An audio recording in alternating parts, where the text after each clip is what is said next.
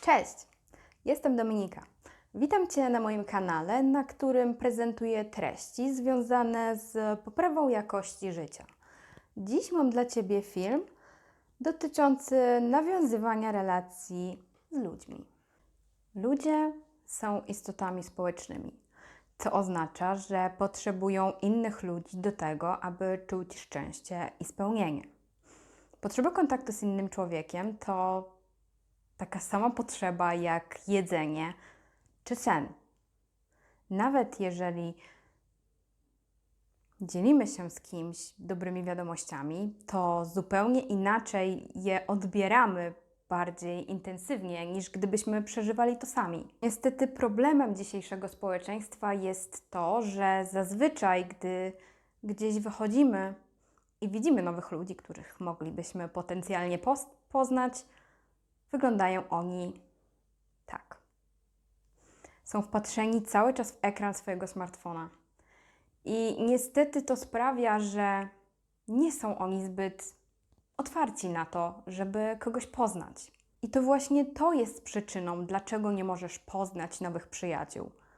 Nie to, że wyglądasz dziwnie, czy że jesteś nudny, bo nie jesteś. Do nawiązania kontaktu potrzebujemy dwóch stron: nadawcy i odbiorcy. Na rysunku możesz zobaczyć, że odbiorca i nadawca są skierowani w swoją stronę, a między nimi występuje przekaz, czyli to, co chcemy przekazać. Jeżeli jedna strona straci zainteresowanie i nie podejmie próby jego odzyskania, to niestety kontakt taki zacznie wygasać. I to jest bardzo częsta sytuacja. Najgorszy scenariusz wyglądałby tak.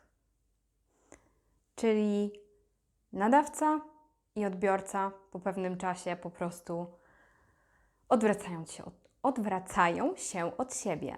Zatem jak zacząć? Najlepiej byłoby zacząć wyznawać zasadę, że z każdym człowiekiem, jakiego spotkamy, nas coś łączy. Jeżeli nie są to wspólne zainteresowania, praca, ulubione jedzenie czy wyznawane wartości, to przynajmniej łączy Was to, że jesteście oboje ludźmi. Ale nie podchodziłabym do tego aż tak radykalnie. Ludzie z reguły są do siebie podobni.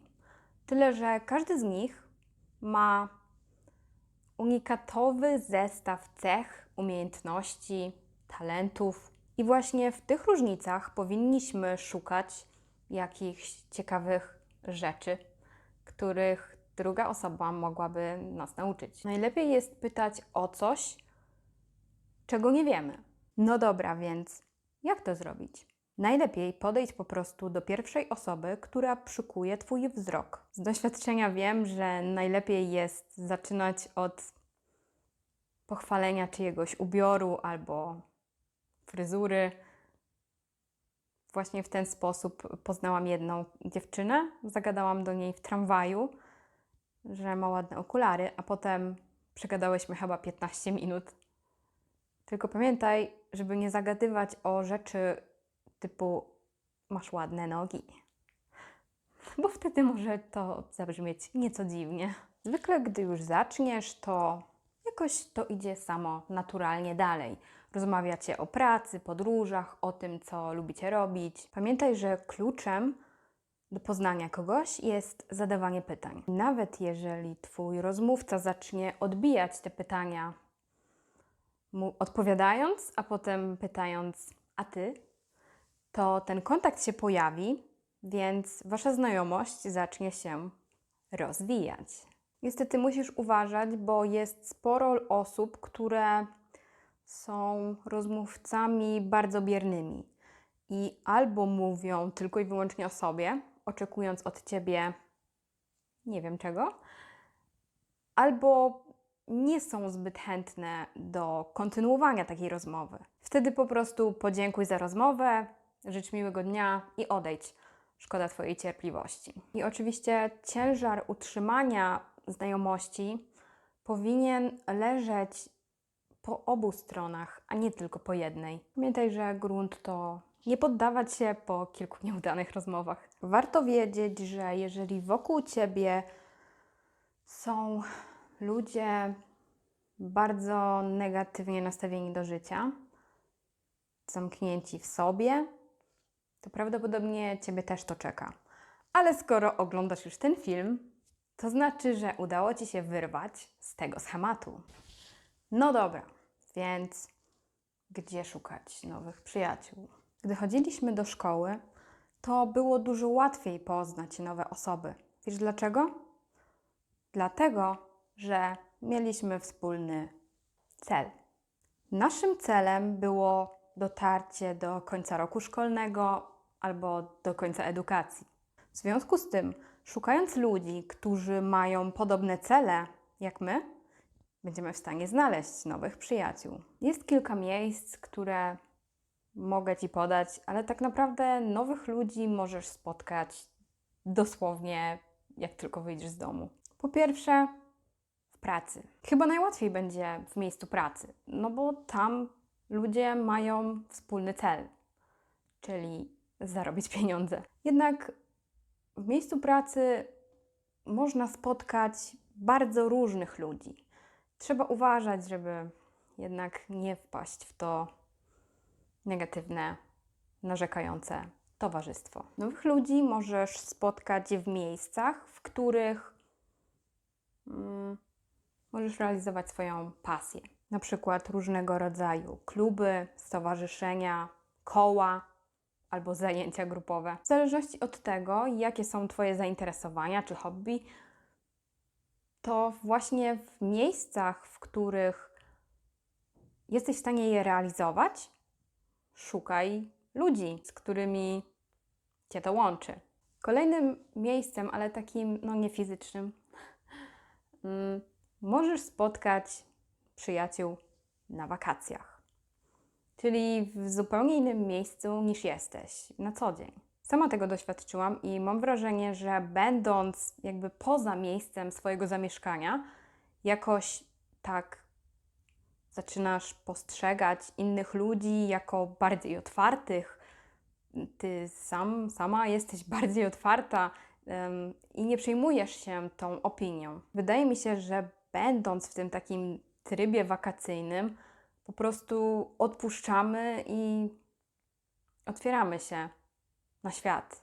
Szukamy jakiejś przygody. I ostatnia propozycja. Szukaj przyjaciół tam, gdzie spędzasz najwięcej czasu.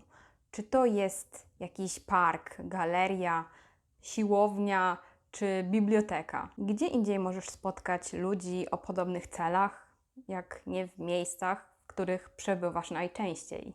Mam dla Ciebie kilka rad od jednego z najlepiej sprzedających się autorów, którzy tworzyli kursy czy książki na temat nawiązywania relacji z innymi ludźmi. Od Dale'a Carnegie'ego. Zasada numer 1. Nie krytykuj, nie narzekaj i nie oceniaj innych ludzi. Nie da Ci to kompletnie nic, a zniechęcisz do siebie ludzi. Zasada numer 2. Szczerze doceniaj innych i okazuj im szczere zainteresowanie. Zauważ, że ktoś zdecydował się nawiązać z Tobą kontakt, a Ty z nim. Jest to proste, natomiast z drugiej strony jest to bardzo skomplikowane. A to sprawia, że to naprawdę jest piękne zjawisko. Interesuj się innymi ludźmi, zadając im pytania. Jeżeli Ty zadajesz pytania drugiej osobie, a ona zadaje pytania Tobie i oboje z podobnym zaangażowaniem odpowiadacie na te pytania, to jest potencjał na cudowną przyjaźń. Zasada numer 3. Muszę zacytować autora, bo po prostu uwielbiam te słowa. Uśmiech nie ma żadnej wartości, dopóki się go nie podaruje. Więc uśmiechaj się i pamiętaj, aby robić to szczerze. Wbrew pozorom, ludzie mają taką naturalną zdolność do wykrycia, czy uśmiech jest fałszywy, czy prawdziwy. Zasada numer 4. Zapamiętaj i używaj imienia drugiej osoby. Mimo że część ludzi twierdzi, że nie lubi swojego imienia, to jednak gdy w rozmowie z prawie obcą nam osobą usłyszymy nasze imię, to jakoś robi nam się tak miło na sercu. Zasada numer 5. Po prostu słuchaj. Słuchaj całym sobą. Zaangażowany rozmówca to doskonały słuchacz. Słuchaj drugiej osoby po to, aby zrozumieć, a nie tylko po to, żeby słyszeć, co powiedziała, albo szybko odpowiedzieć. Staraj się zachęcać swojego rozmówcę do mówienia. Niech się wygada. Zasada 6. Przyjmij punkt widzenia drugiej osoby, czyli okaż empatię i zrozumienie. Kluczem do dobrej relacji jest właśnie zrozumienie emocji i działań drugiej strony. Pomyśl o tym, co byś zrobił, zrobiła, gdybyś był na miejscu tej konkretnej osoby w tej konkretnej sytuacji. Musisz wiedzieć, że 75% ludzi pragnie zrozumienia i współczucia, więc daj im to. Zasada 7. Zadawaj pytania zamiast wydawać rozkazy. Ludzie nie lubią, gdy mówi im się, co mają zrobić. Dlatego naucz się sugerować rozwiązania poprzez dodanie na koniec takich zwrotów jak co o tym sądzisz. Zasada numer 8.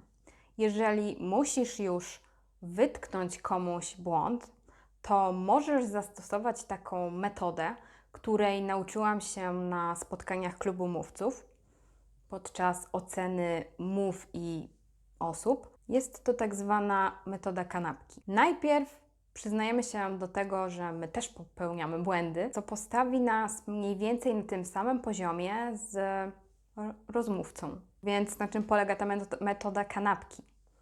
Zaczynamy najpierw od pochwały, nawet jeżeli miałaby być to najmniejsza rzecz. Później z wyrozumiałością mówimy o tym błędzie. I trzecia warstwa naszej kanapki to kolejna pochwała. Naprawdę może to być błahostka. Ostatnio przeczytałam, że podczas dawania informacji zwrotnej relacja negatywów do pozytywów powinna wynosić 1 do 5. Ale wydaje mi się, że to nie będzie miało zastosowania w przypadku nawiązywania relacji po raz pierwszy. Zasada numer 9.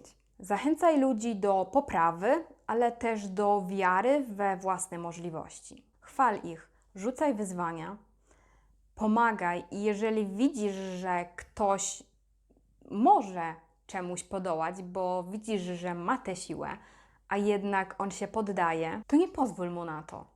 Stań się dla nich mentorem. I to akurat nie jest Dale Carnegie, tylko ja. Zasada numer 10. Gdy proponujesz coś drugiej osobie, zawsze weź pod uwagę obustronne korzyści. Jeżeli natomiast musisz odrzucić propozycję danej osoby, najpierw wyraź smutek, a później zaproponuj jakieś alternatywne rozwiązanie. To sprawi, że druga strona zobaczy, że Ci zależy i nie straci przez to ani zainteresowania, ani zaangażowania w ten kontakt. Dziękuję Ci za dotrwanie do końca tego filmu. Mam nadzieję, że znalazłaś tutaj jakąkolwiek poradę na temat tego, jak nawiązywać relacje z innymi ludźmi. Pamiętaj, że nawet jedna mała zmiana może przynieść duży efekt. Podziel się ze mną w komentarzu swoją opinią na temat tego filmu.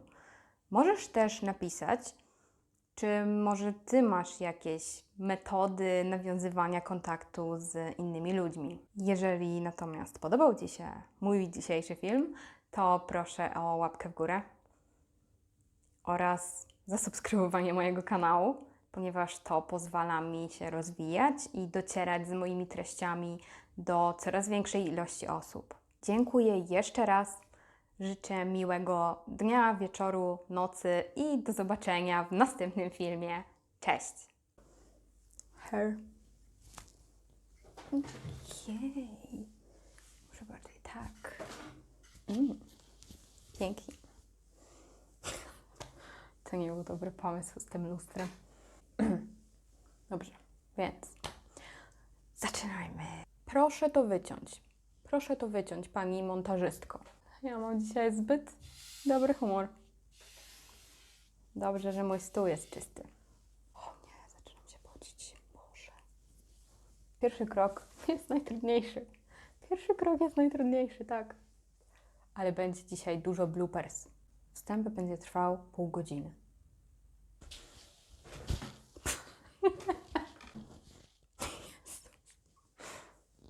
Nie ruszaj się. Taka sytuacja niestety występuje bardzo często. Najgorszy scenariusz wyglądałby tak. Przykuję Twój wzrok. Przykuję Twój wzrok. Która przykuje Twój wzrok. Osoby, która przykuje Twój wzrok. Dzisiaj mi idzie wyjątkowo opornie. Dziękuję. Nie, zakończenie musi być gdzie indziej. To jest za nisko. Jak ja mam tam wejść, żeby sprawdzić, czy to się dobrze nagrało?